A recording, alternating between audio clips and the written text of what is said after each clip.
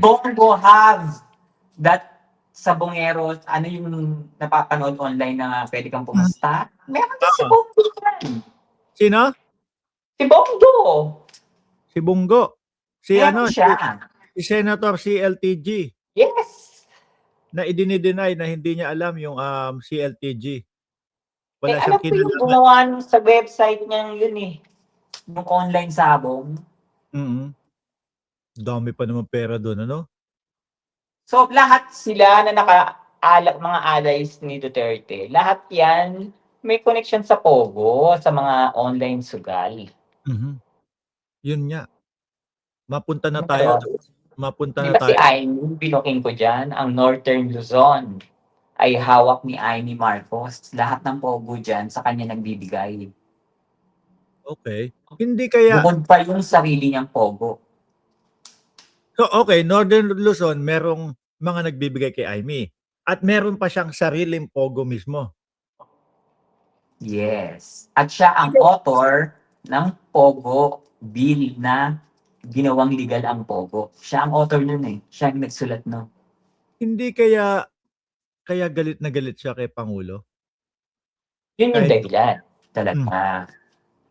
Kesyo, hindi raw muna siya kinumpronta or sinabihan, bakit bigla na lang inalis, ganyan. Eh siya pa naman yung author. Wala Silang dalawa talaga, ni Pia Cayetano. wala talaga sinisino ang Pangulo, ano? Ito yung totoo na walang kaibigan, walang Walang kamag-anak, kapatid. oo. Kasi nakikita natin eh.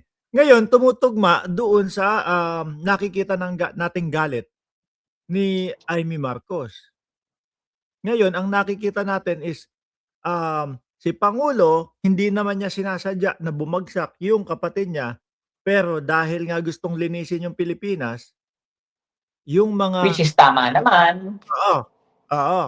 Pero ang pagpapabagsak naman nung isa, siraan yung kapatid dahil sa gigil. Yes. Nakakalungkot na ako kasi naniwala ako na yung Vladdy Speaker than Water na babalik pa rin siya kay BBM pero nung nagsalita na siya sa stage ng INC, sabi ko ay wala na. Ako medyo na ano ko doon sa INC. Kasi nga political yung rally na yun. kahit ano pang tago kahit ano pang sabihin nila na walang kinalaman to sa politika, ito ay para sa pagbabago, kapayapaan or whatsoever. Tapos biglang papanik Rodante Marcoleta, tapos Sara Duterte, tapos pagkatapos ng speech ni pagkatapos ng speech ni Aimee, baba sa likod, punta sa likod, biglang kamay, akap pa. Kasi kung hindi talaga para doon 'yun, kumbaga, hindi na nila Tapos kunyari nagulat daw yung INC. Hindi Oo. naman daw yun yung usapan, gano'n. Chinacharot pa tayo. Alam niyo Totoo. kung bakit? Ah. Noon pa yan nila hinihintay dahil nangako si Aimee na sasabihin niyang gumagamit si PBBM nung pa lang, last year ng June. Last year pa 'yun. Oo, nung nagsalita si Sara na gusto kong itapon yung ay itatapon ko sa WPS yung bangkay ng tatay mo, ganun ganyan. Kasunod nun, magsasalita naman si Aimee, hindi ginawa ni Aimee. Doon yung nagalit si Maharlika. At doon din nagalit, parang nagpo-post ng mangga si Sara. Oo, na kasi nga, yun ang usapan talaga. Galit na galit si Maharlika nun Di Oo. ba ang usapan, pinangako mo na magsasalita ka, ganun, ganyan. Ang galing kumukonek-konek Speaking of pagbabalik tanaw, nasabi mo nga 'yan, yung napag-usapan dati, 'di ba? Yung mga yan yung pulburon video, yan yung mga 'di ba? Yan yung mga pagkakasunod-sunod. Isa ko yan Oo. Mami Pebs, Ano ba pagkatapos yung mga sige lang. alin na? Sige lang. Ano ba yung mga ginawa nila para mapabagsak si BBBM pero hindi nila nagawa hindi nila hindi sila nagtagumpay. Ang dami. Eto. Eto. Ayan. Natatandaan mo yan? Napakasinungaling ng babaeng yan, eh. Eto, natatandaan mo 'to? Yan. Oo, si Cathy Binan? Oo, nakasama mo yan, eh, 'di ba? Nakasama niyo yan? Hindi. Hindi. Kasi, nandun pa ako, pero hindi ko yan nakausap, hindi ko siya nakita.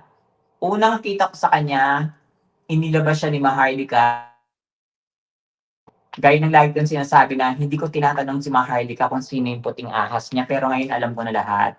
Mm. Sariling investigasyon ko yung ginawa ko. Tapos eto yung interview niya dito, hindi ko rin 'to alam. Nung linabas siya ni Maharlika, unang buka pa lang ng bibig niya nung nanonood ako, ini-stop ko na.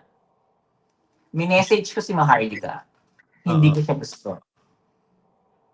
Hindi ko siya gusto, mag-iingat ka. Yun Parang ang sinabi ko sa kanya. ang pansin ko dito, parang trip-trip lang ano, tapos, Insider yan. mm. Kasi etong may pinapakita, Mami Pebs. Yang pinapakita, mga USB yan. Mm. Kung maalala mo dati, meron siyang sinasabi 2 years ago yata, kung di ako nagkakamali, 2 years ago o may 3 taon na. Kasi 3 taon na si Pangulo. Let's say, 2 years plus ago. Sinasabi niya, pinapakalat niya, "May USB ako, may USB ako, may USB ako." Kasi ako, para sa akin, Mami Pebs, kung ikaw meron kang ebidensya doon sa tao na gustong-gusto mong bumagsak at mapatanggal, ano gagawin mo dun sa ebidensya na yun? Patatagalin mo o ilalabas mo agad? Ilalabas ko na, gagastos pa ba naman ako ng ilang bilyon para sa rally? Meron naman pala Hmm. kayong ebidensya, kung di ba naman kayo mga tanga? Oo. Tapos ngayon, eto daw, isa si Cathy Binag doon sa nagpapa-impeach kay Pangulong Bongbong Marcos. At ang mukhang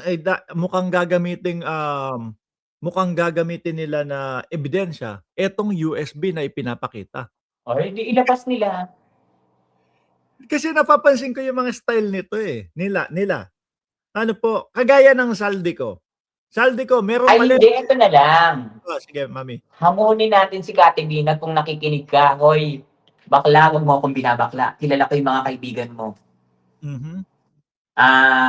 Ang sabi niya kasi natatandaan ko, tinanong siya ni Maharlika kung ilang USB siya meron at ilang tao yung pinagbigyan niya para kung may Mm. mangyari man sa kanya, may ano. Ang sabi niya is 100 plus 111 or something.